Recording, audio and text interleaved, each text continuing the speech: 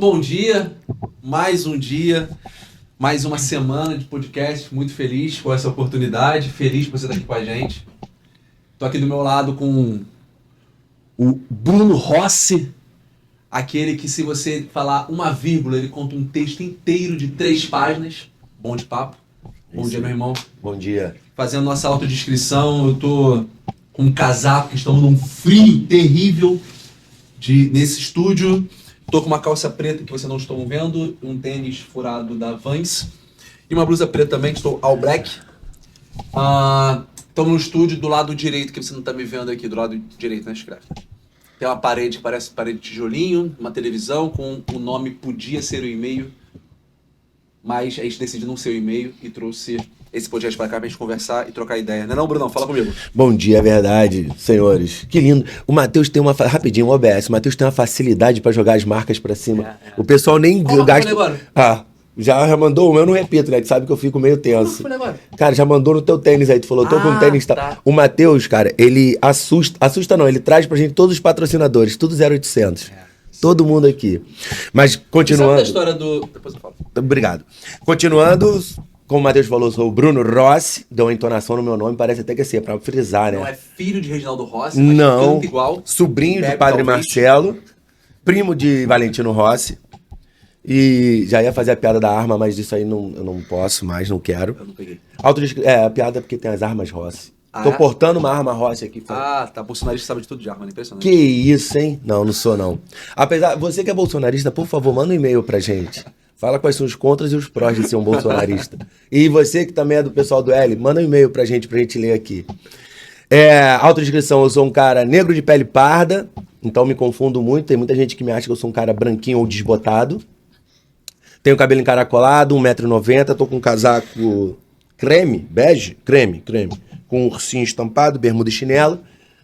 Ao lado de Matheus, e muito feliz hoje, porque é o nosso primeiro podcast como convidado. Primeiro podcast como convidado. Ilustre convidado, Nossa, que eu já falei. Cara. A primeiro papo que eu puxei ali, eu falei, cara, eu não tô no nível desse papo. O que eu tô fazendo aqui hoje? Então, vai ter que ser pergunta. Vai ter que ter entrevista agora. Eu vou deixar de ter 10 perguntas para fazer pra ele. Exatamente, IA. Vamos botar IA, porque eu já vi, eu falei, cara, eu tô muito abaixo, eu não tenho nem repertório pra isso. Eu vou falar só a quinta série B hoje é comigo. Você comanda o podcast. E a quinta série B é comigo. Tá, melhor. Fechado, pode ser. E eu fico muito feliz mesmo, de verdade. Deus conhece meu coração. De trazer esse amigo aqui de longa data. Acho que pelo menos 15 anos por aí. A gente se conheceu mais no ensino médio, quando eu fui expulso da escola. Isso é muito bom, cara. Vamos fazer um podcast sobre isso. Vamos falar sobre isso? Vamos. Depois a gente fala. Mas peraí, antes de E aí... Fala. Vai. Você vai me cortar? Vai. Você já me cortou antes, mas tudo bem, vai. Só pra completar o raciocínio. Eu tava fazendo cabeça aqui, as coisas que você gosta de falar, né? Fazendo cabeça. E aí... A gente ficou muito próximo depois. Fui padrinho de casamento dele, foi meu padrinho de casamento. Que maneiro. Maneiro, né? Que maneiro. Não fala quem ainda não. Não. Se Gabriel não mostrou, não deu esse spoiler. Não mostrei. Já mostrou já? Não. Vai na apresentação do Gabriel, deixa o pessoal curioso, deixa o pessoal ciente aí. É o cara que a vida financeira olha e fala, caraca, esse carinha é brabo, hein? Né? Próspero. Esse cara aqui é brabo. Vive de renda. Que isso? Aí é o sonho, né? Se ele não for casado, eu vou me candidatar. Mentira, vai, Gabriel, fala aí. Se apresenta aí. Gabriel, a gente falou com você, né, cara? Desculpa, irmão. Bom dia. O que eu posso fazer, né, meu amigo? Faz parte. Fala aí, galera, tudo bem? Bom dia pra todos. Muito feliz do nosso primeiro convidado aqui hoje com a gente. Vai ser muito bom. Hoje eu tô de creme? Um begezinho. Um bege? Um bege. É daltônico, é cinza. Nossa, é isso aí. Meu Deus. Nessa pegada aí. Vai. E vamos tocar o barco aqui e vambora. Continua a apresentação aí. Queria apresentar para vocês, meus ilustres amigos, o meu grande amigo Caio Lísio. Muito obrigado, meu irmão. Obrigado, irmão, pelo Prazerzaço. convite. Fala, Gabi. Cara, Ele falou que é Caio Lísio, que de liso não tem nada. não tem nada de liso. Não tem nada de liso. Agora que eu tô sabendo, não tem nada de liso mesmo. Tá sempre bem, né? Liso tô eu e minha conta. Eu recebo essa parte de que já tô vivendo de renda. Esse é o próximo passo, o meu objetivo. Muito bom. Vamos lá, vamos falar sobre muita coisa. Eu tô Muito feliz pelo convite. Acho que é a primeira vez que eu participo de um podcast tão importante quanto esse. Olha aí. Então... E é o primeiro podcast que ele participa. Caraca. Não, se ninguém pensar, saber. É o segundo. É o primeiro podcast que eu participo hoje, nesse dia é o primeiro. Esse é o melhor podcast que eu vou participar numa terça-feira hoje. E eu queria, enfim, de verdade agradecer pelo tempo de vocês, pelo convite. Vamos conversar sobre tudo e também sobre finanças. E seguindo aí a pauta de vocês sobre autodescrição, para mim isso é algo novo, mas eu tô de camisa verde, quadriculado, uma calça bege, uso óculos, tenho uma barba meio falhada e é isso. Vamos Tá que apertadinho, vamos. ele tá malhando, né? Não, tá malhando, tá malhando? É o meu projeto é ficar maior do que o Armandinho até o final de 2050. Eita, vai Até o final de ter que 2050. tomar o suco. Não, pelo menos o planejamento ele já tem. Até o final de 2050? Ah, talvez, acho que... É. Ele vai chegar. Com a idade do Ramondinho de 2050, 95 anos. Acho que talvez role alguma coisa. Meu Deus do céu. Esqueça. Caião, vamos lá. A gente tá aqui hoje pra falar sobre finanças. Tema bom. A minha primeira pergunta é... Não é pergunta, né? Porque a gente não faz pergunta aqui, a gente não dá nessa entrevista. Se eu não guardo o que eu penso, como é que eu vou guardar dinheiro? Como é que eu vou... Não, a gente tá falando sobre... Como é que eu vou falar sobre grana? A gente tá falando sobre isso, cara. Tipo, é bom a ideia de guardar dinheiro, mas se for pela porcentagem brasileira que a maioria é endividado, antes disso cara, eu quero sair do vermelho.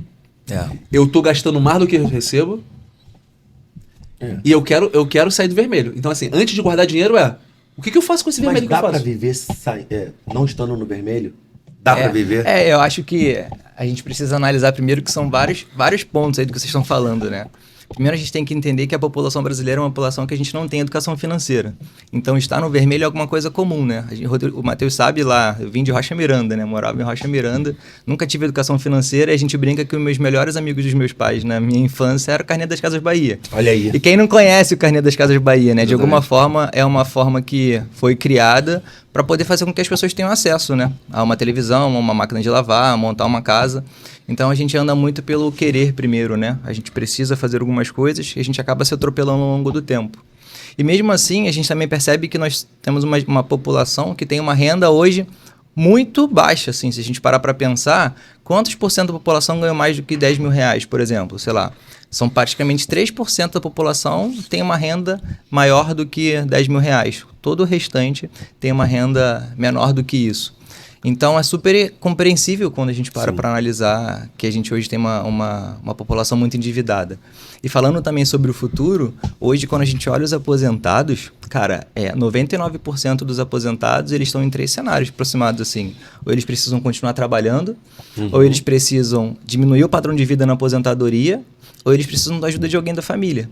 Então, eu acho que a nossa conversa ela tem que ir assim, o porquê que eu tenho que guardar dinheiro? O estar endividado é uma questão muito mais de consciência, né? E que a gente vai tentando adquirir isso ao longo do tempo. Mas é uma conversa boa pra gente ter. Eu aprendi uma vez com um cliente no banco falando que uma das coisas que a gente tem que fazer é reservar 20% da nossa renda ad eterno. E se você for promovido, você meio que não vive dessa renda. Isso é muito verdade para quando a gente está no padrão de vida melhor. Mas quando a gente está no padrão de vida de quem está iniciando ou vive numa renda mais baixa, isso é impossível, porque imagina, como que você faz para viver com um salário mínimo hoje em dia? É extremamente desafiador e quem faz para mim merece um prêmio. Então acho que a gente tem que ir muito por essa cultura de entender qual é a etapa que você está, qual é o momento da vida que você está para você ir fazendo isso. Mas eu entendo que é desafiador, mas eu acho que dá para a gente poder viver fora disso. O primeiro passo é não usar cartão de crédito, cara. Assim, o cartão de crédito é o maior... Galera, obrigado. ruim. Acabou aqui pra gente. Foi bom o nosso podcast. Obrigado, foi muito bom estar com vocês. Acabou de hoje. notificação do cartão de crédito. Cara. Já deu ruim. 2 notificações aqui já, tipo assim, não faça isso. A Yaya aqui, ó, já falou, não faça isso. A sua vida vai acabar. Ô, Bruno, mas é isso. Porque se você parar para pensar, quando a gente usa o cartão de débito ou usa o Pix, o dinheiro acho que praticamente ninguém usa hoje em dia, né? É muito difícil. Mas se você usa o cartão de débito e o Pix, você sente sair o dinheiro na hora. Você sente aquela dor de você gastar. Sim. O cartão de crédito, ele anda como se fosse um complemento do teu salário, que na verdade não é. Uma hora a conta vai chegar. Então, se você tem algum tipo de desafio ali no controle mensal, que hoje a maior parte das pessoas tem, uma boa dica é você não usar o cartão de crédito dentro de um limite, né? Então, acho que a gente começar por esse caminho é um caminho bom. Mas tem um ponto antes, você falou, beleza, da galera endividada, sei o quê, que 3% da população recebem 10 mil reais e tal. Mas eu ainda acho que o salário da pessoa ou o que ela recebe, que é para uma empresa algo parecido com isso, não define se ela vai ser endividada ou não. Define a consciência dela, porque existem caras que recebem 30 mil reais e só vivem no vermelho também. Mano, é louco isso. O Caio falou, são várias camadas, né? Passa por educação financeira na escola, educação financeira pra galera da faculdade, que às vezes não escolhe a cadeira. Ah, não, o cara foi pra finanças, ok, ele vai falar sobre isso. O cara foi pra comunicação, esquece, não vai falar sobre isso. É verdade. O que eu falei na faculdade de finanças era uma planilha de produção executiva de entender como é que eu viabilizo gravar alguma coisa em algum lugar. Ponto. Esse retorno já não é mais comigo, é com a outra galera. Então, realmente, dentro do nosso contexto aqui, e aí faço uma pergunta pro Caio, mas assim, a gente tá num projeto de resenha, a gente, pra quem tá em casa, a gente não fica aqui, ó, a pauta é essa, as perguntas são essas. É entender também onde o Brasil está nesse ranking, se a gente tem um ranking de países que falam sobre educação financeira já na escola. Porque é muito surreal pra gente, assim, é desafiador. Você fala o seguinte, o cartão de crédito, tem uma frase que é tipo um meme que fala o seguinte, você vai comprar o que você não precisa com dinheiro que você não tem. É isso. Saca? Porque aquele dinheiro pode até ser que você tenha, mas naquele momento do cartão de crédito, você não faz uso do seu dinheiro, você faz uso do crédito. Sim. E é muito surreal isso pra gente. Esse lance de educação financeira eu não tenho dado exato, assim, em qual posição que nós estamos, mas é muito claro e notório que a gente não tem hoje em dia isso nas escolas, assim, isso é um fato, que isso é muito verdade, assim, não tem, na nossa geração nós não tivemos acesso nenhum a isso, e a próxima geração, a geração do meu filho, por exemplo, a gente vai ter acesso a escolas que são mais sofisticadas, assim, né, no geral, mas no geral a gente não consegue dar esse acesso à população. O que a gente consegue enxergar em alguns pontos, algumas instituições começando a dar palestras em universidades, em escolas, algumas escritoras renomadas, assim, começando a escrever livros para conscientizar a compra. Tem até um livro que eu comprei pro meu filho chamado O Valor das Coisas. Legal. E ele explica o valor das coisas para uma criança, né? Então ele vai te dando ali o seguinte, falando assim, ó, o nome da menina é Dedé. A Dedé queria comprar um monte de balões e tal, não sei o que lá, e ela vai começar a consciência seguinte, eu não preciso ter todos os balões, porque a pergunta que ela faz é, o que vale esse balão? Quanto cabe? O que isso aqui de fato está trazendo de valor? Porque a gente começa a entender o seguinte, qual que é o valor daquilo ali versus o preço que você paga. Às vezes você paga um preço muito caro e outro negócio traz um valor muito pequeno. E isso vale para uma criança e vale para a gente adulto. Quando você fala assim, eu comprei aquilo que eu não precisava com o dinheiro que eu não tenho. Sim. É sobre isso, né? Sim. É a questão do consumismo. De fato, ter aquele prazer de curto prazo, comprar, efetuar aquela compra, e daqui a uma semana aquele negócio vai ficar esquecido, talvez eu nem precisasse, tá guardado lá no meu guarda-roupa com a etiqueta ainda. E a gente sempre fala, pode falar. Não, o pior de tudo é que às vezes tá guardado no guarda-roupa, aquilo já perdeu, mas no crédito ele tem 10 vezes. Cara, exatamente. Ele tá ali, cara, ele vai te lembrar, todo mês você pega uma fatura, janeiro, e aquele negócio que eu já nem uso, fevereiro. Março, a gente em algum momento do podcast, a gente sempre fala essa palavra de imediatismo, nesses pelo menos 3 episódios, mas tem esse ponto de imediatismo que é o seguinte, a pessoa nunca teve nada, nunca teve educação financeira, aí quando ela tem um pouquinho, ela compra um iPhone. Aquela velha história, né? Tem um iPhone, mas a casa não tá com reboco. Eu tenho um carro do ano... Cara, eu falei isso com um amigo um tempo atrás. Desculpa, podem me julgar, mas eu acho completamente errado uma pessoa que mora em uma comunidade ou uma pessoa que mora em um local ruim de acesso. E, cara, tem um Creta 2025. A gente vê muito isso. Na Rocha a gente vê isso direto. Eu tinha um amigo que morava numa rua que era a boca do morro. E a cada 3 anos ele mudava de carro. Eu falei, cara, será que isso é uma educação financeira? Será que isso é correto? Assim, vamos lá, pode ser. Mas eu acho que não, sabe? Acho que você tem que andar junto com a sua prioridade. O que é a minha prioridade, sabe? Então, tem esse ponto. A gente vê muita gente de... Cara, eu tenho um iPhone do ano, não sei o que, mas... Cara, eu tenho R$5 guardado. Não tenho porque o cara transfere a felicidade na aquisição, né? E a gente às vezes vive muito uma questão de viver pro outro, né? Viver de aparência. Então, quando a gente começa a viver de aparência, eu preciso ter o telefone mais caro, eu preciso ter o carro mais caro, mas quando eu olho minha conta bancária, eu tô no vermelho, eu tô endividado ou não tenho nada. Exatamente. Mas não importa, o que as pessoas estão vendo de mim é um cara que eu tô super bem sucedido, porque... Ser bem-sucedido para algumas pessoas é isso, né? Você ter patrimônio. Mas cada um tem a sua visão própria sobre o que é ser bem-sucedido, né? Para mim é ter uma família legal, ter tempo com a minha família, tempo de qualidade, viajar e tal. Dinheiro é uma coisa que vai me ajudar muito com isso. Eu não sou contra dinheiro, adoro o dinheiro, ele vai me fornecer muito disso. Mas, ter um carrão, ter um relojão, hoje isso não tá na minha realidade. Então, se eu tiver que escolher, cara, eu prefiro o tempo de qualidade com meus filhos, sabe? Com meu filho. Então, acho que é sobre isso. É muito louco porque, assim, você vê hoje... Isso mesmo, né? Sobre você ter um carro, a tua felicidade momentânea e aquela felicidade de rede social. Você tira foto na frente da praia com o teu carrão, mas a casa em casa ninguém sabe como está. Exato. E o Brasil facilita para que você tenha ou adquira posses, iPhone, carro e o caramba. Só que ele não te capacita a entender como é que você vai lidar com essa compra. Isso que é o pior, né? Facilita no sentido de você Ele faz pra facilita. comprar, né? Crédito, Dê 5 mil, dê exato. 2 mil. O carro é 125 mil. Não, cara, Exato. se você tiver 10 mil aí, a gente consegue parcelar. Parcela no cartão, a entrada, parcela com o dinheirinho que você tem, pega o FGTS, Exatamente. saca de lá, joga pra cá. Mas ele não te mostra, ou ele não te capacita antes pra falar o seguinte, tu tá entrando nessa dívida e como é que tu vai sair? Qual é a planilha que você vai usar? É isso. Qual é o dinheiro? Que É dinheiro chato, né, esse? Bruno? É chato É isso, né? surreal, Essa é a cara. parte chata, né? Quem quer ter esse trabalho, né? Você passa na internet, na rua lá e você vê assim, lá na intendente lá, vendo carro até para negativados. Então, assim, Cara, é surreal, o bro. risco é muito grande. Então, para ele vender o carro para negativado, ele deve cobrar muito mais juros do que ele cobraria para o cara que tem nome limpo, que é Sim. o que a gente espera, né? Sim, sim. E você fala que a gente tem muito acesso, é verdade, mas a gente acaba não olhando que no Brasil hoje nós temos uma das maiores taxas de juros do mundo, assim. Total. Então, o custo do dinheiro aqui ainda é muito maior do que nos outros locais. Mas aqui, se a gente comparar com os Estados Unidos, que é um país já desenvolvido de primeiro mundo, né? Lá, eles até pouco tempo não parcelavam as compras, assim. Aqui no Brasil, a gente parcela Nossa, e hoje em dia a normal gente parcelar. reclama de não parcelar. Sei lá, tu parcela em 3 vezes, a galera fica assim, pô, 3 vezes não, tem que parcelar em 10, 12, 18. Exatamente. Aham. Ah, não, paga os juros do cartão. Não, paga os juros do cartão, mas parcela no máximo que você puder. Cara, sabe o que eu já fiz uma vez? Eu fui ter um shopping aqui no Rio, pra quem não conhece, chamado Aerotal. E aí eu fui no estacionamento dele. Quando fui pagar, o estacionamento, a maquininha do estacionamento, normalmente você não dá opção de nada. É Sim. crédito, vai embora, não sei o quê. Apareceu parcelar. Que legal, é crédito, né? Poderia ser só no débito, né? A gente já não, a gente sim, já tá sim. condicionado. condicionado. Sim, sim, sim. Mas apareceu a opção lá, que é crédito ou débito. Eu, crédito, mas é o normal, sempre acontece. Quando eu cliquei em função crédito, apareceu que não aparece parcelamento administrativo ou parcelamento pessoal. Não aparece isso nas máquinas de autoatendimento. Nunca vi. Parcelei 12 reais de estacionamento, vai. Eu fiz isso. 10 vezes. 12 vezes parcelamento administrativo, ou seja, eu dei juros pro cara. Totalmente errado isso, mas enfim. E aí eu fiquei 1 ano pagando 1,76 de estacionamento. Que excelente, cara. Esse dinheiro foi do pão. Esse dinheiro que tu...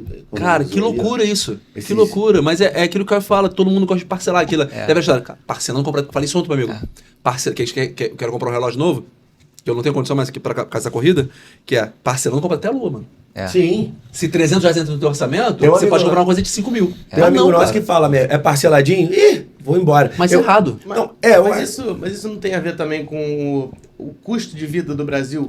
Por exemplo, nos Estados Unidos é fácil você comprar uma TV de 75 polegadas no mês. Aqui, tu vai comprar uma TV de 75 polegadas, tem que ser parcelado. Se não for, tu não compra. É verdade. Exatamente. Essa é a É verdade. verdade. Então, É assim, verdade. levando em consideração os países mais desenvolvidos que o nosso, a questão das taxas de juros e tudo mais, cara, no Brasil, se você não parcelar, você não vive. Ainda mais pra quem ganha o salário mínimo, quem ganha pouco, né? Então fica uma situação mais complicada. Será que não é por isso também, assim? esse A gente acaba contraponto, né? vendo isso, Gabs, porque a gente começa a perceber que a gente só cria a solução depois que a gente descobre o problema, né? Então ninguém colocou a placa de não pise na grama se ninguém tivesse pisado na grama. Você Exatamente. concorda comigo? Total, Exatamente. total. Então, a gente começa a ver esses pontos que o parcelamento muito grande, o consórcio, por exemplo, que é uma coisa que existe em pouquíssimos países do mundo, mas existe no Brasil. Sim. O consórcio é uma jabuticaba brasileira, assim, é uma forma que a galera fez para se juntar lá na década de 90, eles se juntam, todo mundo paga aquela parcelinha mensal e cada um vai sendo sorteado por mês, né? Sim. Antes não tinha administração, hoje tem o Banco Central que toma conta disso para ficar um negócio mais organizado. Então a gente começa a perceber que coisas vão sendo criadas para facilitar cada vez mais o acesso ao dinheiro no Brasil. Por isso que as instituições financeiras hoje têm lucros bilionários a cada trimestre, assim. A maior parte, só você olhar os principais bancos do Brasil hoje em dia, eles estão dando muito lucro. Sim. Porque eles ganham dinheiro quando o juros está alto e ganham dinheiro quando o juros está baixo. Porque o acesso ao crédito sempre vai existir. E o nível de inadimplência do Brasil é muito grande. Então já é uma prerrogativa para o cara cobrar os juros mais altos, assim. Porque assim, a galera já deve tanto que eu já vou cobrar mais alto porque eu já sei que esse cara vai me dever em algum momento. E depois eu vou lá e faço um parcelamento desse cara, eu tiro os juros de certa forma, mas eu já ganhei muito dinheiro com isso. Exato. E dependendo do caso, o banco pega o PDD, né, que é o provisionamento de dívida, né, de inadimplência do banco, e ainda abate isso do lucro que ele teve. Então tem uma questão tributária ali que ele tem algum tipo de benefício fiscal. Então tem uma série de coisas que vão cada vez mais ajudando a nossa população a pegar mais dívida e tal, e levar menos no sentido da conscientização. E aquilo que você falou, já que a maioria é endividado, e aí o cara que vende carro para negativado, se o carro é 35 mil, o cara coloca 50 mil, porque quem é endividado vai querer comprar o carro porque às vezes precisa para trabalhar ou não, E também aquela questão de... são duas vertentes, de viver de status. Então, cara, tô negativado, mas vou comprar esse carro aí, vou pagar 1.200 por mês sem condição nenhuma, mas pelo menos eu tô vivendo aqui tranquilo. E aí o cara mete a mão no valor final do carro, ele tem um lucro muito maior, só que continua ferrando ainda mais a população brasileira, cara. E se o cara não pagar, ele ainda vende a dívida pra uma outra instituição. É, Então, quer dizer, ele meu não Deus, perde cara. em momento nenhum. Que loucura. É um bizarro. ciclo vicioso, né, cara? Que só é beneficiado quem tem a posse do bem, né, cara? Ô, Matheus, uma coisa é verdade que eu aprendi, tá? Quem tem dinheiro faz dinheiro, essa é a grande verdade. Então, essas oportunidades estão sendo criadas e isso tudo volta para o mercado financeiro como uma forma de investimento. Por exemplo, existe um fundo chamado FDIC, que é um fundo de investimento em direito creditório, que é justamente isso, são dívidas de cartão de crédito, de tudo. Gira, né? Aí o cara vai lá, compra essa dívida e aquilo ali vai te dar uma rentabilidade muito boa, porque o risco de inadimplência ainda é grande, então tem uma rentabilidade muito boa. Então eu que tenho dinheiro, eu vou lá, compro R$1.000 desse negócio, ele vai me dar um retorno muito grande. Então meu dinheiro está fazendo mais dinheiro porque alguém endividado foi lá e não... Você entende a parada? Será que é por isso que eu não tenho dinheiro? Porque eu não consigo. Porque assim, eu não tenho dinheiro pra ter dinheiro. Não, ô Bruno, não é, cara. Cara, não é é acho que eu não impossível. tenho dinheiro pra não ter dinheiro. Sabe por quê? sério, Não cara. é. Ó, eu fiz esses dias um evento e aí eu tava conversando com as pessoas e a gente falou assim, cara, como é que eu faço pra fazer a corrida do primeiro milhão? Que é muito distante, né? 1 milhão é um negócio que é um marco pra gente. É. Costuma ser um marco pra quem investe, né? E como é que é a corrida do milhão? E a gente fazendo contas assim, cara, se você... Ontem o Cadu me ligou e falou assim, Caio, pô, quero juntar meu primeiro milhão. Eu vi aqui no chat GPT que se eu juntar R$4.000 por mês, com uma rentabilidade média ao longo desse período de 10 anos, de 10%, eu consigo chegar no primeiro milhão em 10 anos, juntando R$4.000 por mês. Só que, pô, R$4.000 por mês é um valor relevante para você guardar. Sim. Aí eu fiz a conta guardando R$500. Se você guardar R$500 por mês com uma rentabilidade média ali de 0,8 ao mês, que é mais ou menos esses 10%, você consegue em 20 e poucos anos chegar no primeiro milhão. Só que assim, você está disposto a fazer isso por 20 e poucos anos? Exatamente. Caraca, é uma Só que assim, o que são disciplina muito R$500 pra você, mano? R$500 pra você, na boa. É um almoço no final de semana, com quem Capaz. tem 2 filhos. Capaz. Um casal com 2 filhos Então, é uma saída de um final de semana, grande. concorda? O que eu ia falar pra você, o Caranzinho, meu filho, né, ele competiu e a primeira competição dele ele medalhou e tal, e vamos sair pra comemorar. Aí não é saída pra comemorar, era um almoço. Aí ele, pai, posso escolher o local? Eu falei, pode. Só não bate na mesa que o Gabriel reclama. Exatamente. Mas eu bati agora mais suave, não bati com a ponta, com a bati entendi. assim. É assim, Caio, vai se acostumando. Aqui é assim.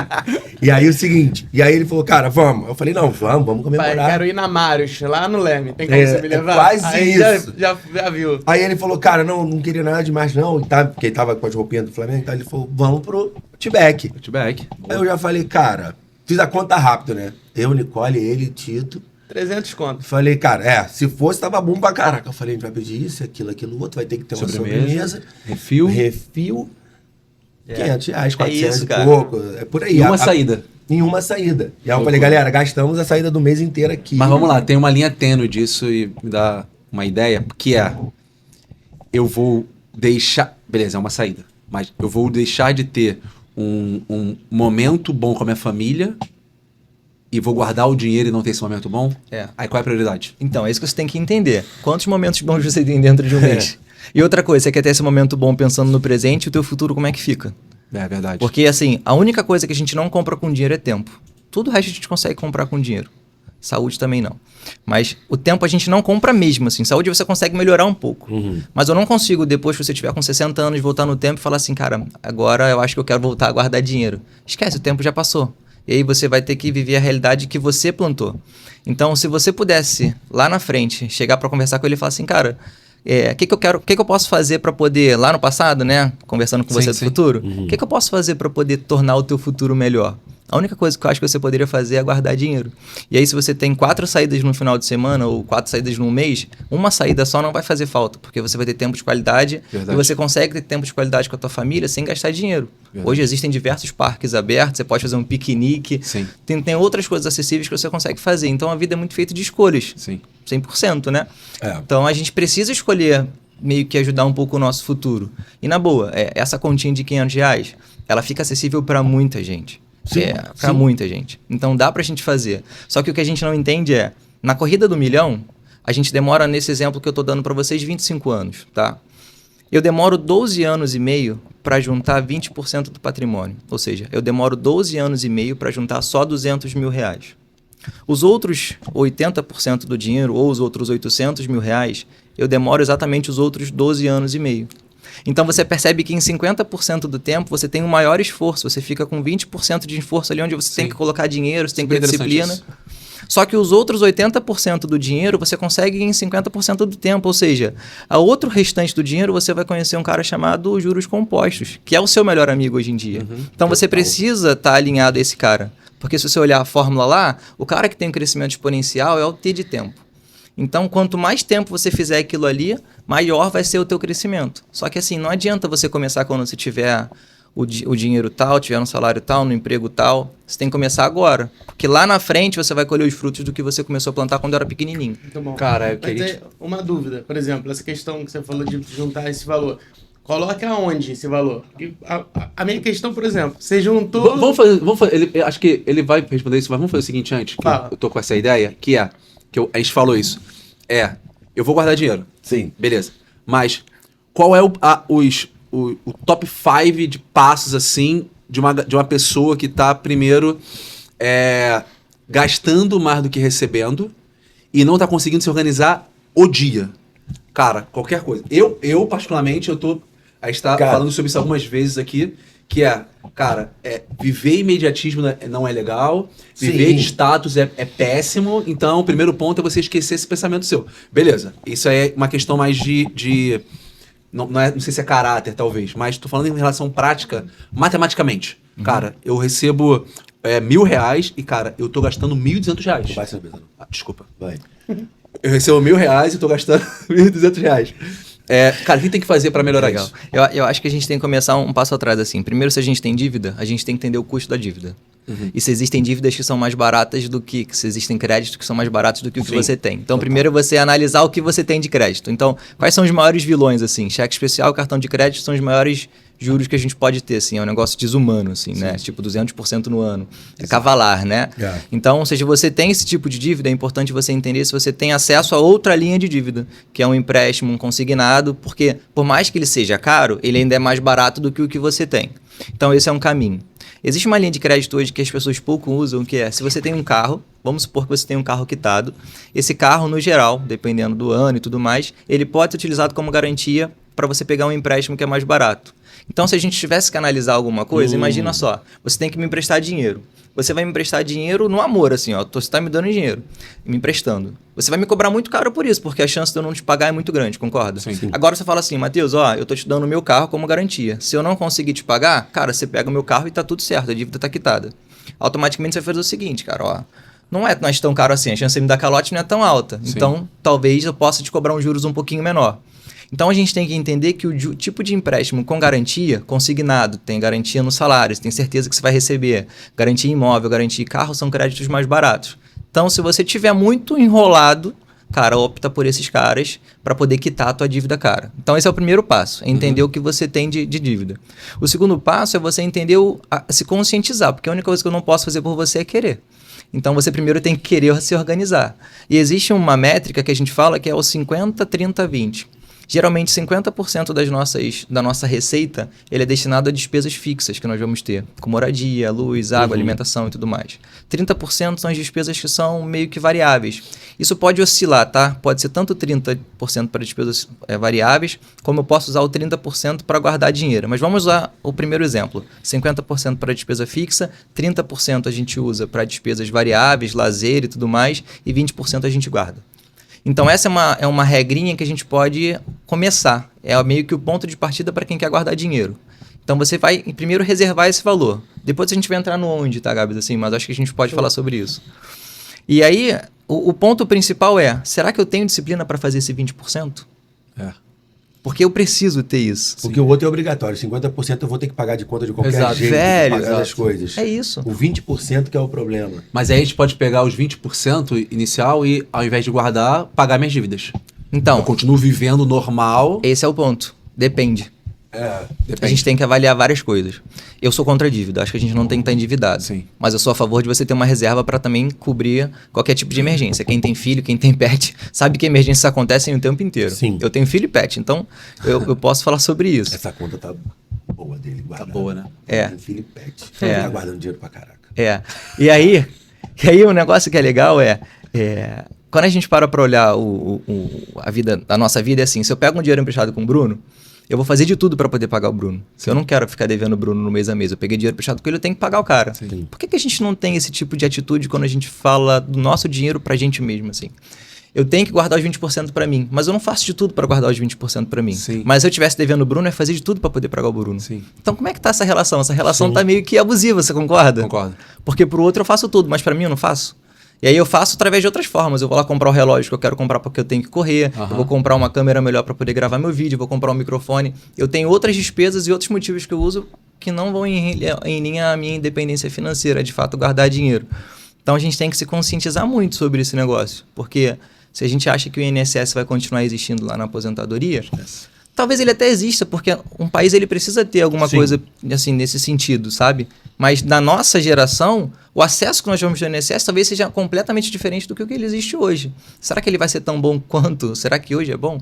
Então, existem essas análises, sabe? Então, na linha do tempo, assim, primeiro, organiza a dívida, troca a sua dívida por uma dívida mais barata. Se você já não tem dívida, começa a guardar dinheiro.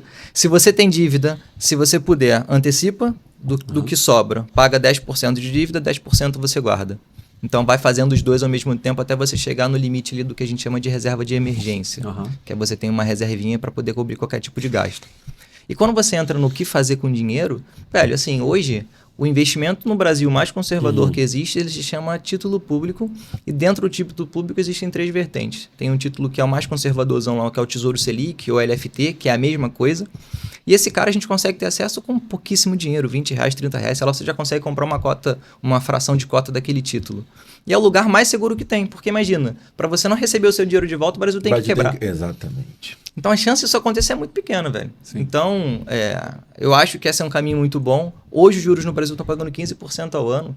Então, assim, isso é um número muito alto. Assim. Historicamente, a gente viveu pouco isso nos últimos anos. Então, a gente está vivendo, de fato, um momento bom para quem investe, ruim para quem é dono de empresa. Sim. Porque se a gente parar para olhar, a dívida dos caras estão maiores, né? Mas se a gente está querendo guardar, fazer uma reserva de emergência, esse é um caminho bom. Então, respondendo o Bruno, o Gabs, acho que esse é um caminho, assim. O Tesouro Selic, para quem está começando, é um bom ponto de partida. E aí você vai indo para os outros caminhos. Tem um CDB, que aí vocês vão ouvir falar que é o Certificado de Depósito Bancário. Então, se o título público eu empresto dinheiro para o governo, o CDB eu empresto dinheiro para banco. Então, estou emprestando meu dinheiro para algum banco. Sim. Qual que é o legal do CDB, desses títulos que são emitidos por banco? A gente tem um negócio chamado Fundo Garantidor de Crédito, que é a conversa chata, tá, gente? Mas é não, muito interessante. maluco, mas não é chato, não. é porque se o banco quebrar, esse tal do Fundo Garantidor de Crédito, ele me garante esse Entendi. valor até um determinado valor ali, que é um limitador de R$250 mil por instituição e CPF. Então, esse é um caminho muito bom para quem quer começar. E aí eu digo que quando a gente começar a guardar dinheiro e criar esse hábito, a gente evoluindo um pouquinho mais ainda no início, eu guardo dinheiro para o presente, eu guardo dinheiro para o futuro. Sim. Depois eu vou fazendo a salada. Porque o que a galera começa a fazer? Eu comecei a investir, estava conversando com um amigo, ou então eu vi no jornal, vou comprar um Bitcoin, vou comprar uma ação, vou comprar um fundo imobiliário, vou comprar o fundo XYZ.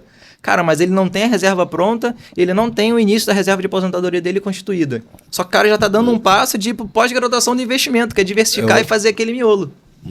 Então, Bruno, é um outro momento, sabe? Então, a gente começa pelos extremos. E isso é muito... Ó, de nada, tá? Meu convidado é muito bom. Quero ver o seu. E a gente vai entrar Meu nessa? convidado é muito bom. Não, A gente vai não, entrar não, nessa? não. Que vacilo. Não. É, pode, cara, Não esse cara- não pode não. Corta ele aí, por favor. Corta o microfone dele aí. Ele não fala Que mais. informação Eu vou boa, cortar né? ele. Cara, que informação Não, boa. aí... Mas olha só. Ah. Isso que você falou... Ele tá empolgado, hein? Ele tá empolgado. Vai. Tá empolgado. Voa. Não, porque isso que ele I falou... believe like- Vai. Calma aí, cara. Vou bater na mesa. Isso que ele falou também é uma questão de quem começa a investir e não tem nada e quer investir, é uma questão de status. Que às vezes a pessoa tem vergonha de falar, pô, eu invisto no CDB.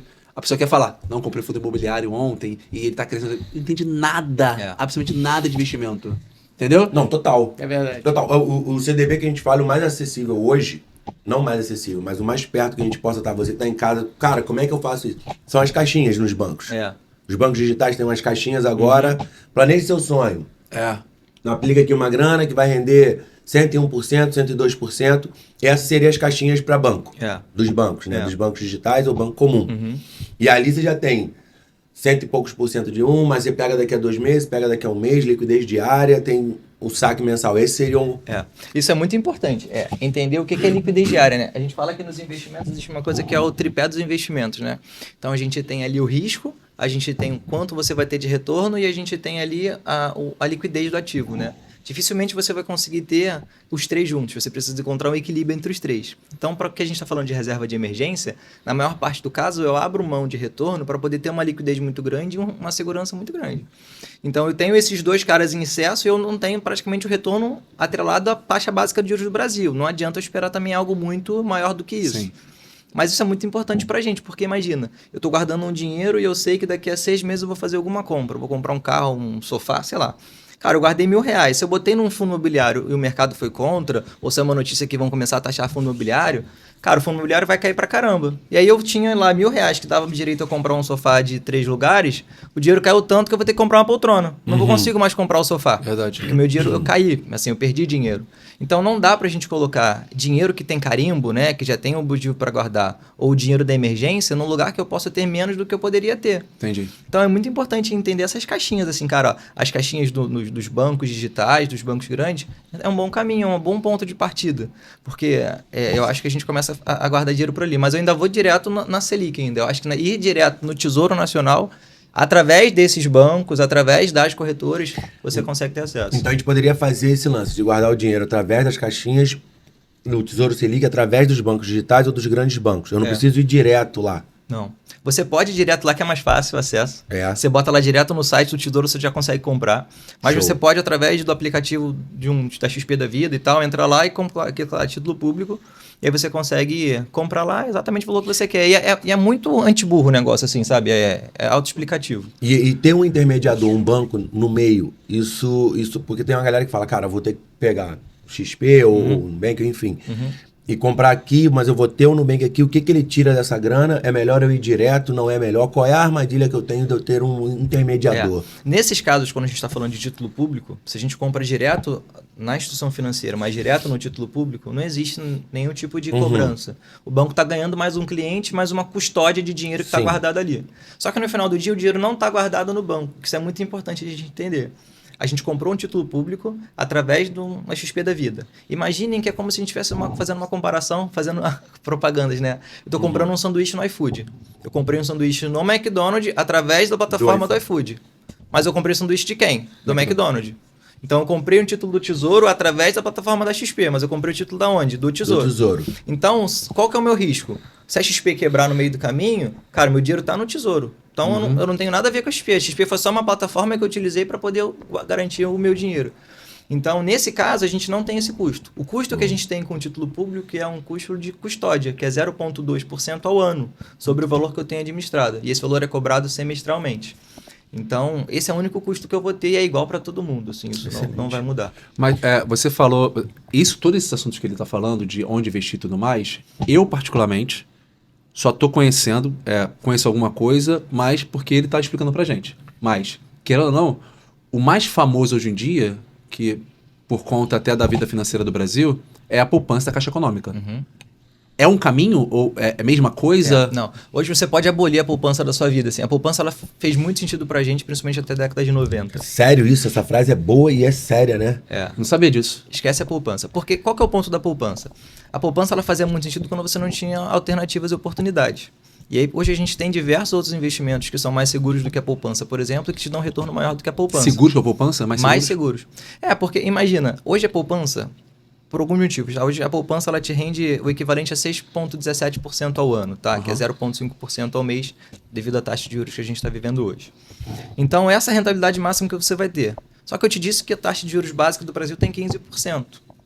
Então, qual que é o ponto que a galera fala? Mas a poupança você não paga imposto. Pô, beleza, mas se eu pagar 15% de imposto sobre os 15% de rentabilidade que eu estou tendo, né? O meu retorno líquido vai dar ali 12%, 13%. Então, ainda assim, vai ser infinitamente maior do que a poupança. E qual que é outro ponto da poupança que não é legal? A poupança eu tenho que ficar 30 dias nela para poder ter rentabilidade, que é o tal do aniversário. Sim. Esses investimentos, né, CDB, LFT, fundos e tudo mais, são investimentos com liquidez diária. Então, todo dia o teu patrimônio vai crescer um pouquinho.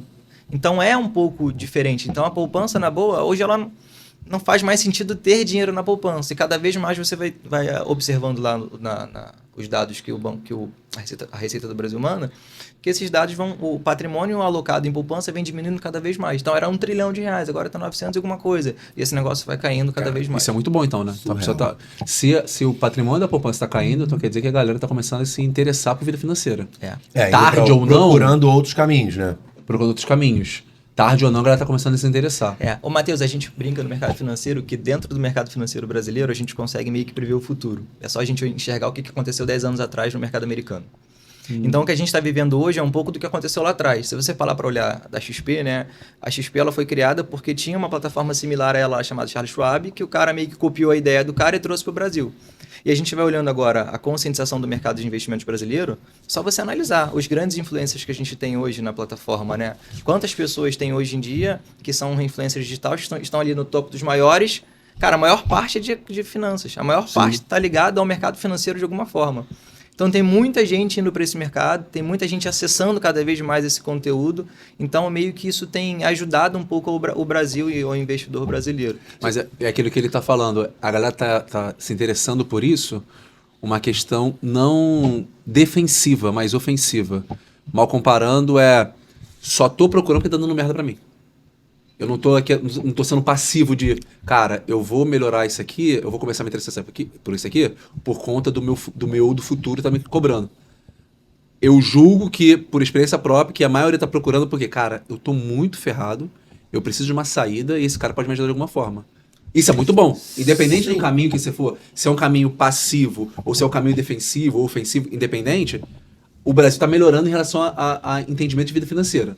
Independente. Só que a maioria ainda está procurando por conta... E tá tudo bem, não tem problema nenhum. Mas a maioria ainda está procurando porque, cara, eu tô muito ferrado e eu preciso sair desse buraco de alguma maneira. Quando a gente fala o Brasil, a gente não fala de 40%, né? A gente tá falando aí de uma parcela de, sei lá, vamos dizer, a gente não tem dados exatos, mas 15% do Brasil procurando fazer isso, o resto... Não, Bruno, assim, pra você ter uma ideia, hoje no Brasil, nós temos mais de 200 milhões de pessoas, né? A população brasileira. Hoje, que investem diretamente ali em algum ativo de renda variável, gira em torno de 6 milhões. Então é um número infinitamente menor. Mas aí quando você olha para as bets ou para as pirâmides financeiras... Tem, meu irmão. É um número que é 5 ou 6 vezes maior do que o que investe em bolsa de valores. Cara? Que loucura, cara. Então a galera, a gente vive muito uma cultura do imediatismo, né? A gente está vivendo isso, os nossos filhos vão viver isso, assim, né?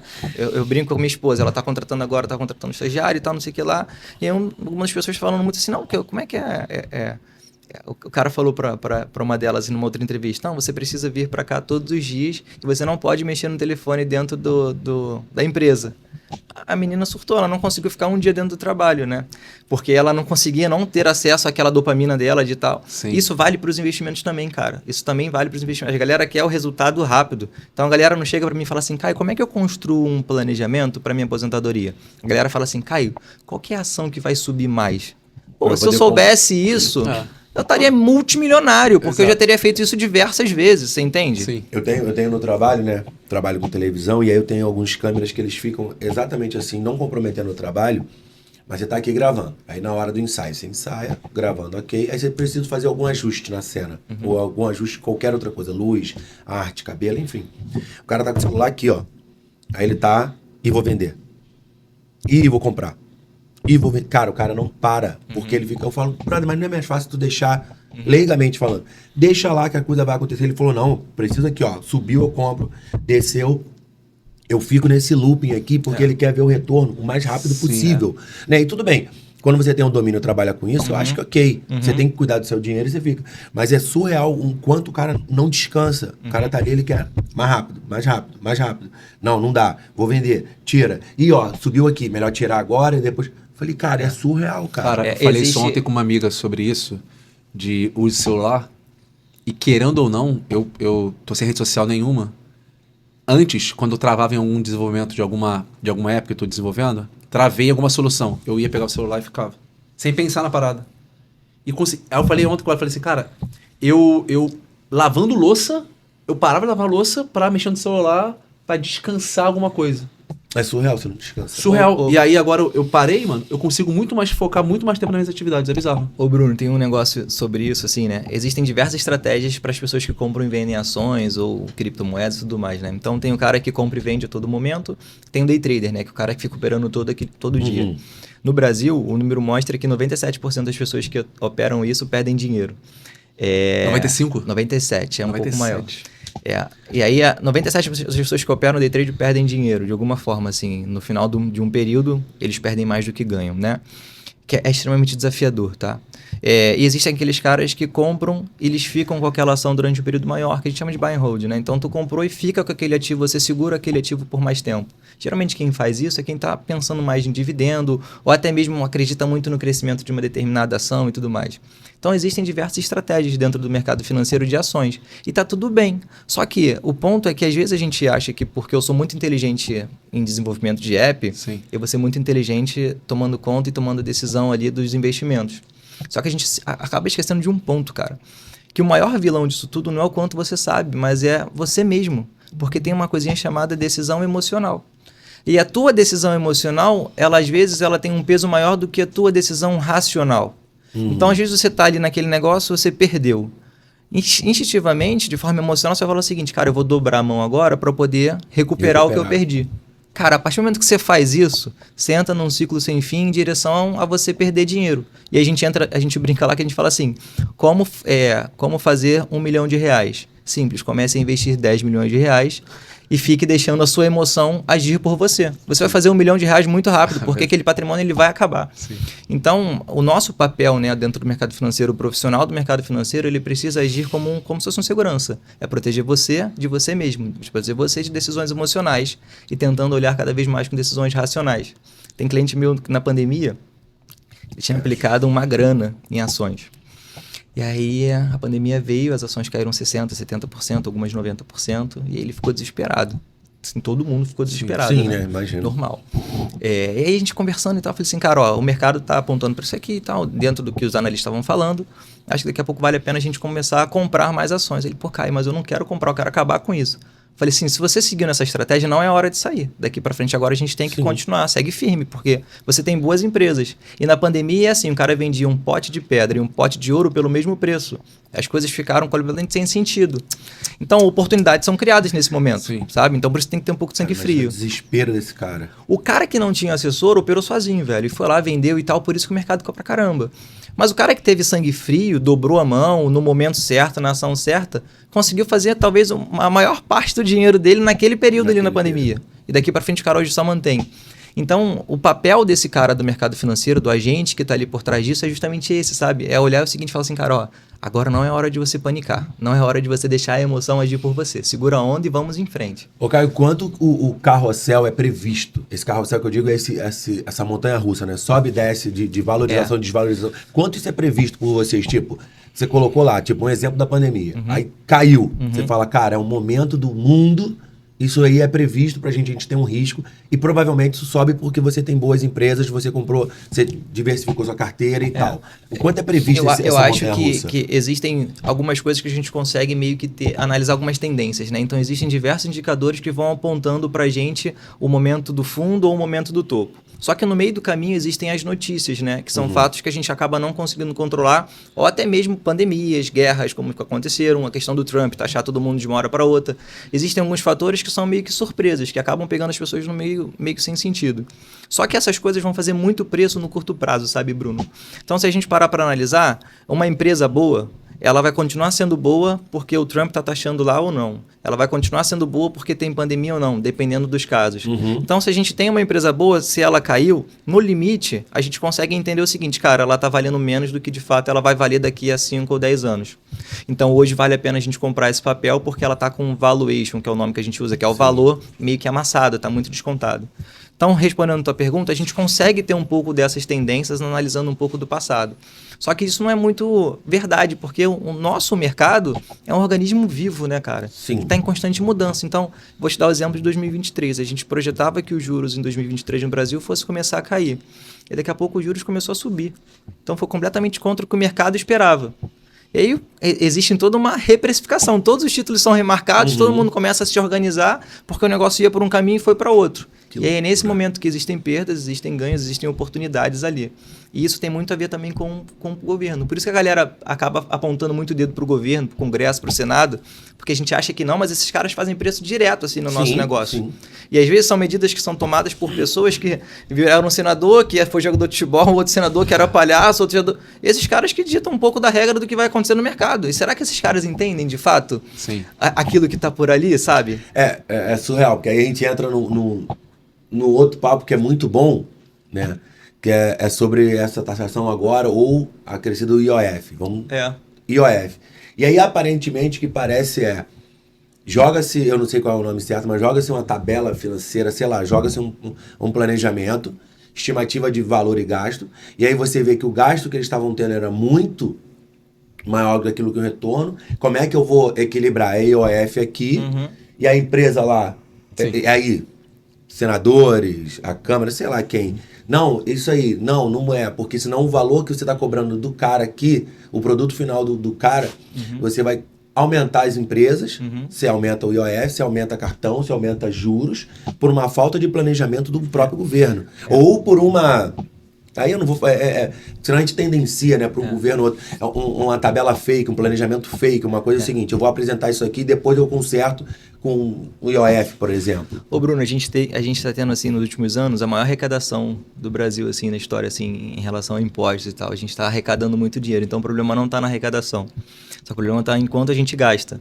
E a gente tem, de fato, um governo que é um pouco mais populista, que é uma cultura um pouco diferente do governo que a gente teve anteriormente. Cada um na sua. Okay. Só que esse governo gasta mais. Ele está gastando mais e é isso, tá? Esse é o ponto. E aí, no ano passado, a gente conversava sobre isso nos fóruns lá de economia e tal, e as pessoas falavam assim, cara, ele tem 2 caminhos. Ou ele para de gastar agora, ou ele dobra a aposta para ele ficar um pouco mais populista para poder conseguir a reeleição, que daqui a pouquinho a gente vai ter de novo a eleição. E aí todo mundo falava assim, cara, esse cara vai dobrar a aposta, esse cara vai começar a gastar mais. E a gente tem visto isso, né? Alguns outros incentivos que estão vindo agora para a população no geral e faz com que os gastos do governo aumentem cada vez mais. Só que a conta chega, é como se você estivesse usando o cartão de crédito. Tá usando cheque especial, sabe? Esse é o ponto. Quando eles colocam esse lance do IOF, a gente vinha numa pegada de IOF onde a expectativa era que ele fosse zerado até 2027, se eu não me engano. E aí daqui pra frente ele não zera mais, agora ele aumenta. Então imagina você, dono de empresa, você fez todo um planejamento estratégico considerando que o IOF vai zerar até 2027. Aí daqui a pouco no meio do caminho o cara fala assim, não vai zerar, daqui pra frente ele vai aumentar. Aí tu fala, porra. É isso que eu queria falar, mas não tinha as palavras, vai, muito bom. Então você tem essa quebra de expectativa, né? Então você tem um planejamento feito, daqui a pouco do nada o negócio muda. E aí os investidores, né? A gente acaba falando que não é muito saudável que você deixe 100% do seu dinheiro guardado dentro do Brasil. O ideal é que você deixe uma boa parte fora, porque boa parte do que está aqui, senão tudo que está aqui nessa mesa, a água, a jujuba, tudo que a gente consome é dolarizado. Sim. A gente tem que ter consciência disso. Então, se o dólar ele sobe muito, ou se o real perde valor em relação ao dólar, todos esses bens aqui, tudo isso aqui, ele vai subir também. Vai subir. E se isso tudo sobe, o que a gente acaba tendo no final do dia? Que é a tal da bendita inflação. O nosso dinheiro está valendo menos dinheiro. Tem um poder de compra menor, né? Então, eu acho que dentro disso tudo que a gente tem visto do governo, são algumas medidas que estão sendo feitas para poder arrecadar um pouco. Só que agora vetou, a Câmara vetou, o Senado vetou e voltou para o patamar normal. Só que eles têm que arrumar uma outra forma. Qual vai ser a outra forma?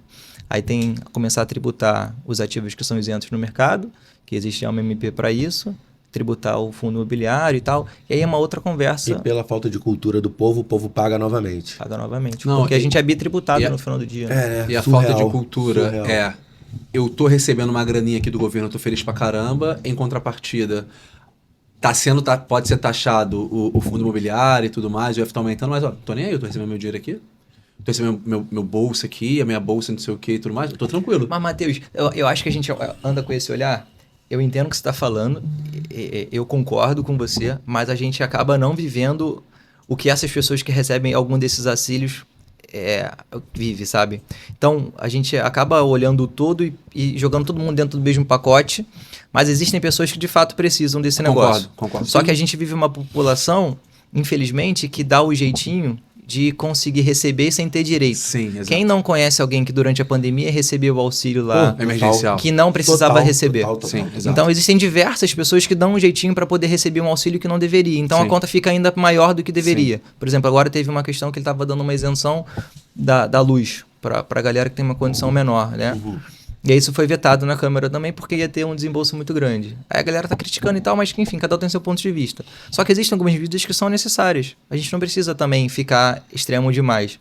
Mas a gente acaba indo para um olhar que, cara, como isso tá afetando o Brasil, a gente já tá com tantas decisões que são ruins, a gente pega o bolo como um todo e fala assim, cara, tudo que esse cara tá fazendo é uma droga. Sim. Tudo é uma bosta, esse cara tá indo por um caminho errado. E a gente acaba não olhando da forma que deveria olhar. Esse Mas é o eu grande ponto. não posso reclamar se o governo está gastando mais ou menos, se em contrapartida, quando tem uma chance de burlar alguma coisa, É isso, É mano. isso ter aí. oportunidade, É isso sabe? aí. É Não isso posso aí. reclamar. É aquela velha história. Eu não posso reclamar que a rua tá cheia de lixo, se quando tem uma oportunidade, eu falo, não vou jogar aqui, não. Eu jogar jogo um aqui no chão. chiclete. no Joga um chão. chiclete no chão, sabe? Eu não posso reclamar disso. Acho que Hipocrisia reina, né? Total. a melhoria de qualidade de vida do Brasil, todo mundo já sabe disso, só que ninguém faz, começa comigo. Sim. Se eu quero mudar lá na frente, eu preciso começar a guardar dinheiro eu aqui sozinho, porque daqui a pouco eu vou conversar com um amigo que não guarda nada, como ele tá fazendo, ele fala, cara, interessante isso, começar a guardar também. Aí outro, tem um filme que eu esqueci o nome, que é daquele cara que fez... que também não vou lembrar. Wolverine. Não, aquele cara que fez Vejo Gente Morta. Ah, esse é bom. Sabe qual é esse filme? Sexto Sentido. Sim. Aí ele fez um outro filme falando mais ou menos sobre isso. Eu vou lembrar o nome, depois eu falo. Que é, eu tenho uma ideia de ajudar uma pessoa, eu vou ajudar 3 pessoas. Essas 3 pessoas, cada uma ajuda 3. E vai seguindo Corrente do... Corrente do bem. É isso aí. Caraca, tá bom. Parabéns. Tu que gravou? É. Não, pô, poderia, né? Poderia. Seria bom, né? Você não estaria aqui Poxa. agora, talvez. Ô, Matheus, mas tem um negócio sobre isso que a gente fala assim, a gente tá 5 pessoas do Papa. E é sobre isso, né? Porque você conhece uma pessoa e conhece outra pessoa. Exatamente. Se a gente ajudar as pessoas é assim, eu ajudo uma pessoa, outra pessoa ajuda outra pessoa. Exato. E a gente cria uma Exatamente. pirâmide boa, né, cara? Exatamente. E assim, você falou sobre o assessor, eu falei isso ontem no grupo de amigos, que às vezes a gente quer ajudar alguém, por exemplo, com um problema psicológico, e aí a gente fala, cara, fica bem, poxa, tenha força, me dá um abraço, toma um abraço e tudo mais. Só que a pessoa não precisa daquilo, a pessoa precisa de ajuda de um profissional. Sim. A ajuda de profissional é o mais importante. Então, às vezes, a gente quando quebra uma perna, a gente vai no ortopedista. Quando problema no carro, vai no mecânico. Mas por que quando a gente não tem problema psicológico, vai no psiquiatra? Ou quando a gente quer melhorar a nossa qualidade de vida financeira, a gente não procura um assessor? É. A gente quer, não vou botar no chat GPT igual o Cadu fez e vou ver o que ele vai fazer. A gente procurou depois. Mas não muda a seriedade do assunto por conta da gravidade do problema. Não. A questão eu preciso procurar um profissional sempre. Sempre, qualquer lugar. Eu preciso ter essa oportunidade, sabe? Não, mas eu vou perder um dinheiro. Não vai perder um dinheiro. Você é igual aquele cara fez. Ele tá deixando de ganhar alguma porcentagem disso por conta do assessor, porém, o assessor ajudou ele, cara, fica frio, você vai se dar bem, fica tranquilo. Ô, Matheus, existe um dado da Vanguard que fala que o cara que investe com um consultor, com um assessor financeiro, isso é um dado lá de fora, tá? Ele tem um resultado 3 vezes melhor do que o resultado se ele estivesse operando sozinho. Total. E aí isso não é porque o cara vai falar assim, não, investe no fundos tal, na ação tal. Não, cara, isso vai acontecer simplesmente por uma questão de emocional e racional. O cara vai olhar só porque as decisões vão ser tomadas da forma que precisa ser tomada. Porque no final do dia, o cara ele te ajuda a tomar decisões. Então, quando você vai comprar um imóvel, você vai lá conversar com um corretor, se for um corretor isento, né, o que a gente espera que seja, o cara vai te dar opinião real sobre aquele negócio ali. Se de fato vale ou não vale, se o mercado tá bom ou não tá. Ele Só não que quer vender. hoje em dia, o cara só quer vender. Então, o cara, quando entra como teu consultor, ele precisa entrar ali como o cara e falar assim, cara, deixa eu analisar isso aqui. A minha cliente agora tá comprando um apartamento em Copacabana. Aí me mandou lá o link e tal do apartamento, me fala o que você acha da negociação. Ela cai, o apartamento estava anunciado por 720 mil, eu pedi 650 e o cara quer fechar por 680. Eu falei assim, pô, me manda aí, deixa eu ver onde é que é. Aí a rua é perto do Pavãozinho. Aí eu falei assim, pô, o metro quadrado tá caro para a localização que Onde é. Mas eu vou conversar com os amigos que são especialistas nisso, só para a gente poder entender e tal. Porque, assim, parece que ela fez uma negociação muito boa. Só que não, assim, por enquanto não me parece ser uma negociação muito boa. Então, o meu papel como assessor é esse também, olhar dentro das decisões que ela está tomando, como que eu posso tomar uma decisão melhor? Ela vai comprar financiado, ou ela vai comprar à vista, ou ela vai comprar por consórcio. Como que eu compro isso aqui economizando dinheiro? Então, o cara do mercado financeiro também entra nesse ponto. É muito legal o que você falou, que é exatamente isso, né? Teve um tempo que eu comecei a querer mexer, sozinho. Aí baixei um aplicativo que era deixa eu ver se eu te explico, né? De uma forma que eu possa sintetizar o que eu fiz. A gente baixava um aplicativo e eu entrava para comprar um pedaço do Barra Shopping, no terreno do Barra Shopping, o fundo imobiliário, em alguns lugares. E aí ia botando dinheiro ali, só que a minha decisão emocional, porque é emocional, eu falo, cara, que o meu dinheiro aqui, se der ruim, se não der, eu não tenho essa visão, o estudo. Eu falei, vai, vou fazer. Eu falei, cara, mas vai dar problema. E se der problema? E se por acaso na pandemia o Barra Shop parar de vender? E se a outra loja fechar? E se o galpão que o cara aluga do Mercado Livre, cara, sei lá. Então você começa a ser muito emocional com o seu dinheiro. É. Você não é profissional, eu não sou um profissional dali. Então eu ficava, cara, acabei que eu recuei. A única coisa que eu acho que eu não recuei, tenho certeza, foi... Eu entrei no banco e aí tava lá Bitcoin. Aí comprei R$1 de Bitcoin. Eu falei, cara, vou deixar aqui, vou ver qual é, cara, que agora tem um Bitcoin, né? Aí fui ver o valor do Bitcoin, eu falei, cara, não tenho nada do Bitcoin, eu tenho 0,9 do Bitcoin. Beleza. E comprei uma outra moeda digital aí, dessas aí, e deixei lá. Isso a gente tá falando da pandemia pra cá, 2020. Tem R$26 lá. Aí, viu? Tem R$26 lá. Aí eu falei, caramba, tem 12 de um, tem, sei lá, não sei quanto de outro. Eu falei, que loucura. Aí às vezes cai, às vezes sobe. E eu falei, caraca, aí outro dia de onda eu botei mais R$2. Falei, cara, vou colocando. Foi a única coisa que rolou. Mas é engraçado, porque. Não é engraçado, não. É porque eu sou emocional, é o meu dinheiro, é a minha aplicação. Eu fico naquela. E se eu estiver fazendo besteira? E se não for o certo? Será que eu não vou pro Tesouro Selic? Será que eu vou por aqui? Sim. Mas eu tenho que começar. A gente fez uma caixinha outro dia. Lá em casa eu falo, né? O Canã, meu filho tem 13 anos, tá fazendo 14 hoje. Um beijo, te amo, papai te ama muito. E aí, ele falou, pai, quero começar a investir meu dinheiro, guardar meu dinheiro. Veio uma pergunta boa, mas eu vou terminar o lance do Canã. E aí eu falei, cara, eu acho que você tem tudo pra ir pra frente. Eu não sou esse cara pra te falar isso, mas o que eu posso falar é, você tem uma continha, ele tem uma continha no banco digital atrelada à minha conta. Eu falei, tem essas caixinhas aqui? Coloca nome nelas e guarda seu dinheiro aí. Todo o dinheiro que você pegar, você guarda 1, 2, 3, 5 reais ali. Aí ele tava todo contente, pai, rendeu 90 centavos. Rendeu 70 centavos. Isso é muito maneiro. Rendeu não sei quanto. Eu falei, cara, mas e aí? Ele, uma caixinha tá viagem, uma caixinha tá, sei lá, jogo. Quando fizer 18 anos eu quero ver quanto tá. E aí ele foi colocando. Eu falei, cara, o ideal é você ter uma caixinha só, mas tudo bem, diversifica. Porque pode ser um start para no futuro ele falar, cara, se eu diversificar os meus investimentos, ok.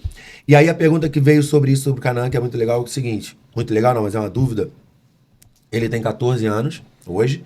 E aí ele começa a ter essa ideia de investimento muito porque as redes sociais com os influencers cresceram tanto e o dinheiro foi para eles de forma tão fácil que eles agora falam muito sobre viver de renda. Viver de renda sobre o quê? Anúncio disso, anúncio daquilo, o dinheiro chegou de forma fácil pela quantidade de seguidores. Eles guardam esse dinheiro e vivem de renda. Então, uma criançada, a galera dos adolescentes começam a entender o que é viver de renda e ter um investimento. Porque se o meu influencer hoje faz show, faz isso e aquilo, e começa a falar, não, porque a gente vive de renda e tal, dá pra viajar, porque as perguntas deles é, cara, vocês só viajam, qual o trabalho? É só gravar vídeo? E é muito legal que tem um ou outro que fala, cara, a gente grava vídeo, tem um retorno do canal, a gente tem um retorno dos shows, dos álbuns, das camisas e tal, a gente aplica o dinheiro e vive de renda. Então, passe a você a perguntar pro seu pai. O avanço das redes sociais com os influencers e esse dinheiro que chega de forma fácil começou a abrir os olhos do Brasil para que viver de renda se torna um pouco mais próximo, né?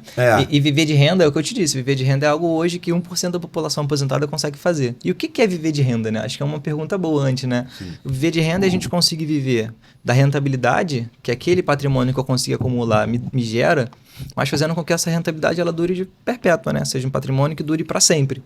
Então, existe uma regrinha de bolso, que a gente fala de regra dos 4%, que ajuda a gente a calcular o quanto que eu tenho que ter de renda para viver de renda. Quanto que eu tenho que ter de investimento para viver de renda, né?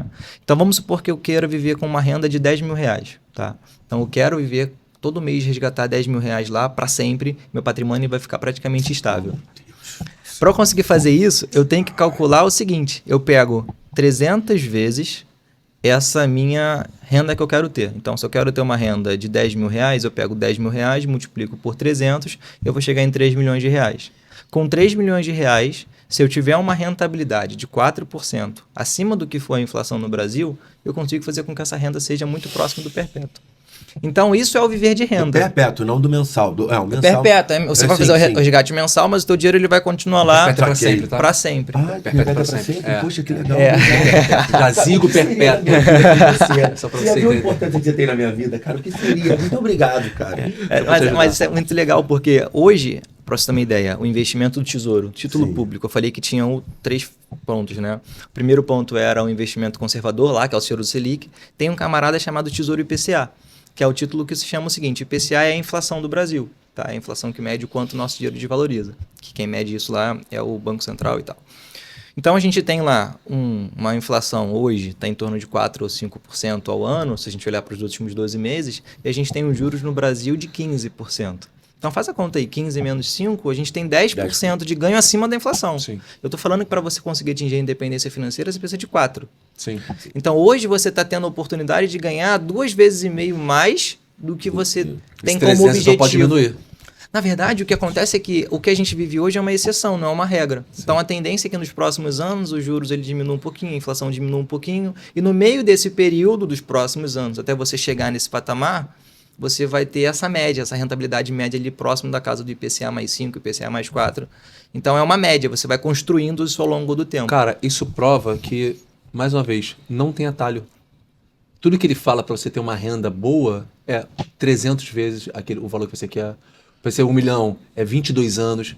Não tem essa questão de, tipo, em um ano eu vou conseguir apostando na trabalho bet. E planejamento, irmão. Exatamente. Trabalho e paciência, trabalho e planejamento. Exatamente. E, obviamente, você está cercado de alguém. Você está cercado de alguém que entenda, né? Sim. A gente poderia ter que sintetizar aqui que... Vamos lá, ver se eu estou errado. Se eu tivesse que começar hoje a fazer uma grana para eu quitar as minhas dívidas, eu teria que procurar... né, algum local que esses juros fosse menor para que eu quitasse lá e pagasse juros menor. Justo. Procurar o Tesouro Selic seria uma boa, né? E aí você pode ter um intermediário que é um banquinho desses que vai fazer ali, enfim, né? Vai passar para lá e vai trazer para cá. E você tem que ter um planejamento. Você tem que ter uma assessoria. Seria esse o plano hoje pra gente... Eu acho que esse é um bom caminho pra gente começar. Acho que o primeiro de tudo é você querer, né? Se você querendo resolver, você vai lá e organiza suas dívidas, faz o que você fez. Depois você começa de fato a investir e guardar o dinheiro. O maior desafio que a gente tem é não olhar pro lado. É não olhar pra ver o que o Matheus está fazendo, não olhar pra ver o que o Bruno está fazendo, o que o Gabs está fazendo para poder fazer igual. Se você fez seu planejamento e acredita naquele planejamento que foi feito, segue exatamente aquilo que está no seu escopo. O que você vai fazendo é somente analisar para entender como é que está a evolução daquilo. Mas não... eu vou investir agora naquela ação tal porque o fulaninho falou que é muito boa. Cara, esquece. Quando tiver que vender, ele não vai te avisar. Você não vai ter contato com ele de novo. Então segue o teu plano, cara. Não olha pro lado. Esse é o maior desafio. Segue com muita disciplina. Depois disso, a gente tem que começar a entender que guardar dinheiro é bom, investir dinheiro é bom, mas a gente tem que se proteger. Porque imprevistos eles podem acontecer. Sim. Então, ter o dinheiro lá pensando na aposentadoria é muito importante para você velhinho. Ter o dinheiro pensando na reserva de agora é muito bom. Mas e o meio do caminho? Se você tiver algum tipo de problema de invalidez e tudo mais, você ficar sem trabalhar porque você teve um acidente ou uma doença e tudo mais, o que acontece com o teu patrimônio? Você vai usar toda a reserva que você tinha? Sim. Então, existem formas de você ir se protegendo até mesmo nisso. Existem ferramentas que você consegue se planejar para se proteger de imprevistos. Seja o imprevisto de uma doença, seja o imprevisto de uma morte precoce. Existem diversas coisas que você pode fazer. Então, tão importante como se planejar para guardar, é se planejar para se proteger. Ô, Caio, vamos lá. Coisas que me irritam. Né? Tem coisas que me irritam, mas tem uma crendice brasileira que eu acho que passa por todo mundo. Primeiro, a crendice brasileira, que a gente vai nesse assunto. Você ter a sua reserva de emergência. Você pode concentrar tudo, tua reserva de emergência, o teu planejamento, tudo num banco só. O ideal seriam ter 3 bancos. Cara, porque um ponto antes. Não, deixa eu falar disso, que isso é legal. Não, que é sobre reserva de emergência, quanto que é a minha reserva de emergência? Boa. Eu não sei. Depende. O que é? Eu já vi vários. Depende, sabe por quê? 3 meses pra frente, né? Alguma coisa assim? Então, Gabs, depende do seu modelo de trabalho. Se você é um cara que é um funcionário público, por exemplo, tem uma renda recorrente, você entende que a sua renda está lá no limite de forma segura, né? Você vai receber todos os meses. Então, você tem uma necessidade de reserva de emergência pequena. 3 a 6 vezes isso já vai te atender. Agora, se você é um cara que é profissional liberal, tem uma renda mais variável, depende muito de projetos e tudo mais, o ideal é que você tenha pelo menos 12 vezes daquilo ali para você ter uma segurança maior e por mais tempo. E a reserva de emergência a gente costuma calcular sobre a despesa essencial e não sobre o seu salário. Então, sei lá, eu ganho 40 mil reais. Cara, mas eu tenho de despesa essencial 20. Eu vou calcular minha reserva de emergência sobre 20 mil e não sobre 40 mil. Entendi. Então, esse é um ponto legal. Em relação à diversificação, no passado isso era muito verdade, porque a arquitetura de investimento dos bancos era fechada. Então, se eu quisesse investir no Banco Itaú, eu tinha que ir no Banco Itaú. Se eu quisesse investir no Banco Safra, eu tinha que ir no Banco Safra. Hoje em dia, não. Hoje em dia, você tem uma arquitetura que ela é aberta. No geral, eu consigo, através da XP, comprar fundo do Itaú, fundo do BTG, fundo da XP, fundo do... Você consegue comprar todas essas plataformas através de uma única instituição. Então fica mais fácil de você gerenciar e controlar. Porque imagina, se tiver um negócio pulverizado.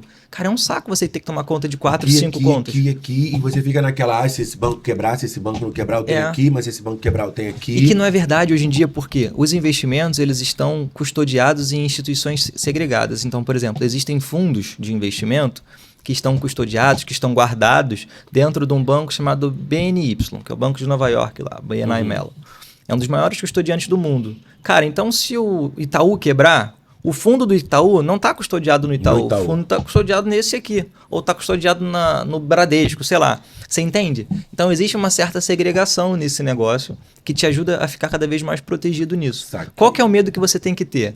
As pessoas às vezes investem por taxa. E tá tudo bem, tá? Então, às vezes, a gente quer ter uma rentabilidade muito alta.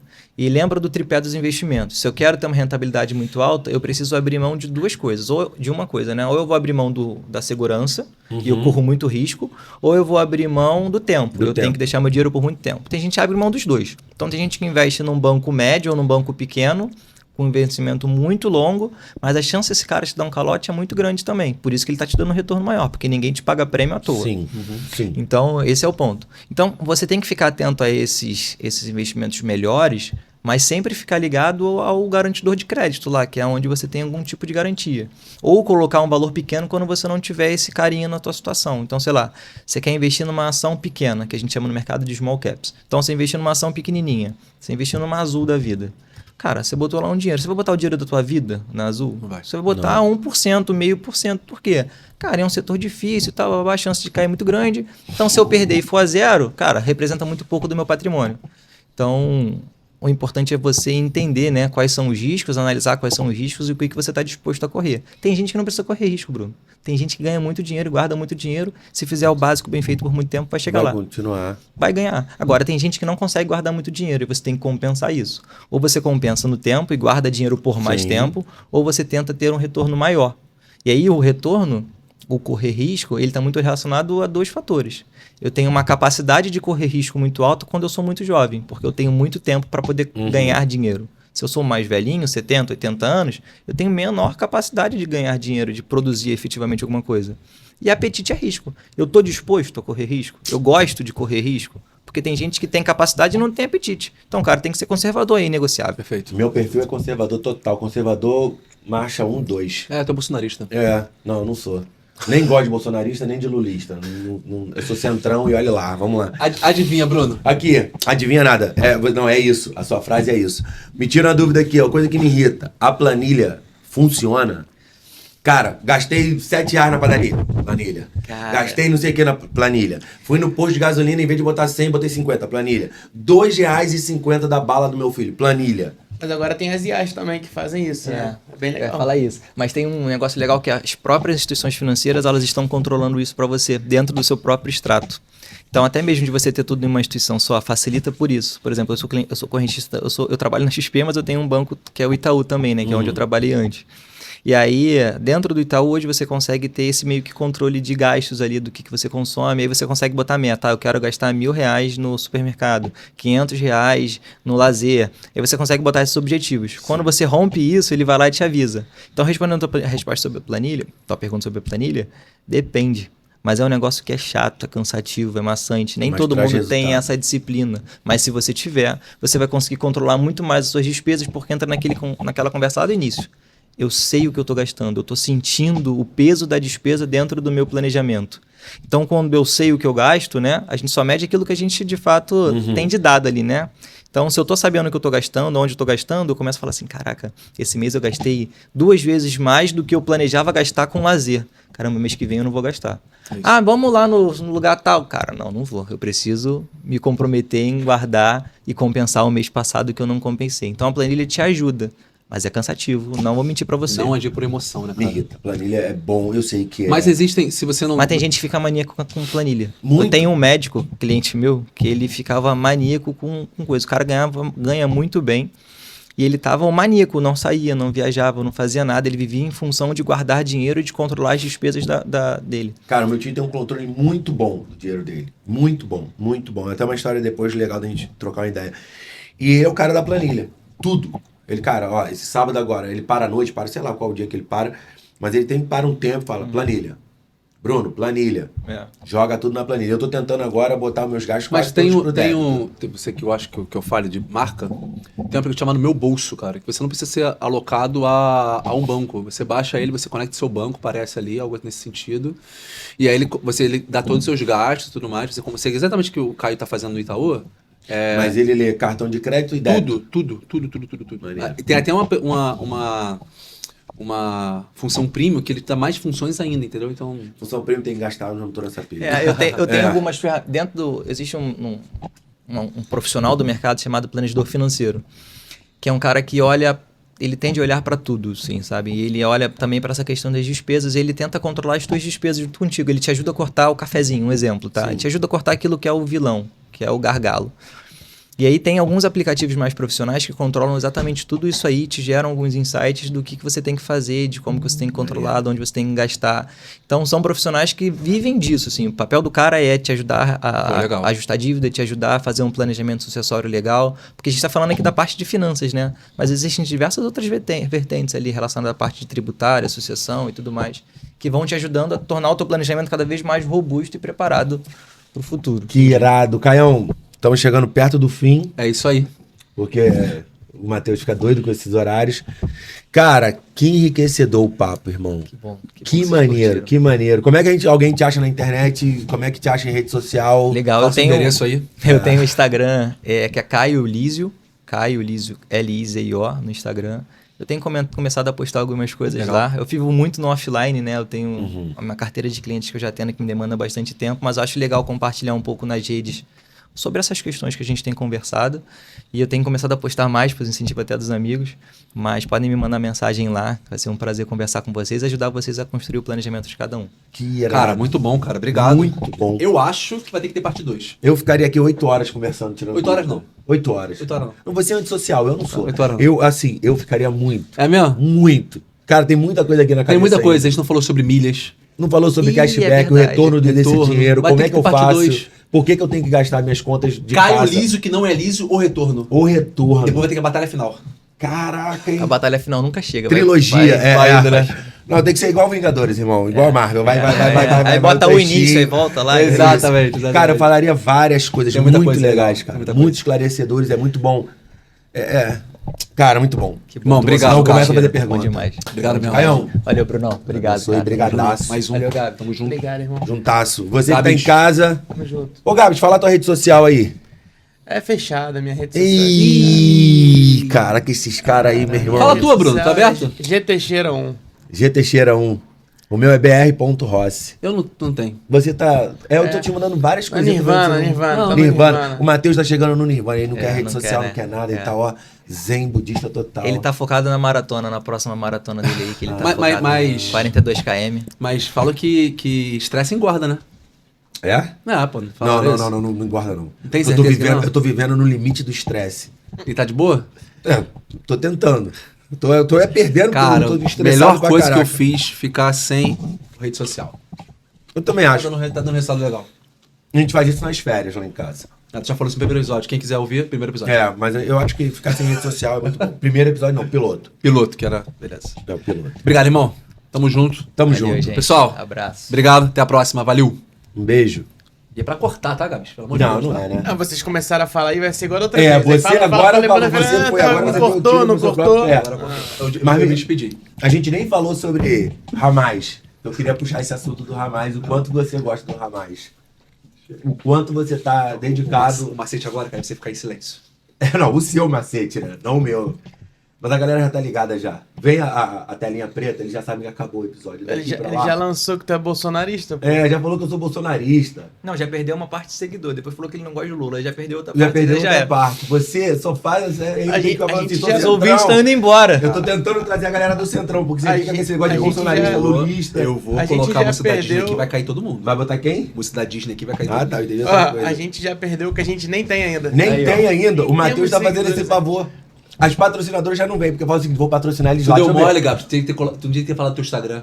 Porque aí tu falava com o Caio, Thiago Dugway, caraca, deu certo lá, todo mundo tá procurando, mas era só você procurando. Deve ter falado também. Você é um bobo, né, cara? Nossa, que estratégia ruim. O Matheus é o rei das estratégias esquisitas. O pessoal hoje da Vans falou o seguinte, cara, vamos patrocinar essa galera? Aí deixa eu ver esse podcast. Não, porque eu uso um tênis Van, não precisa patrocinar não, já estão falando de graça. Usa um Vans furado. Outro dia veio falar pra mim, cara, você tem uma dificuldade de falar de marca? Eu falei, não, cara, trabalhei na jornalismo, trabalhei na TV, a gente não fala, a gente é isento disso. 5 minutos, preciso pra trabalhar. Precisa? Preciso. Faz a reunião online, cara. Não tem como. Pô, tigre. Tu grava novela online? Oi? Tu grava novela online? Não. Ah, então. Não tem então como. Você reunião tá pode, jogando meu né? trabalho, tá jogando meu Você trabalho. pode fazer. Tá jogando meu O trabalho. home office é o quê? Tá jogando O meu trabalho home office é Você o não quê? respondeu a pergunta. Hein? Sem vergonha.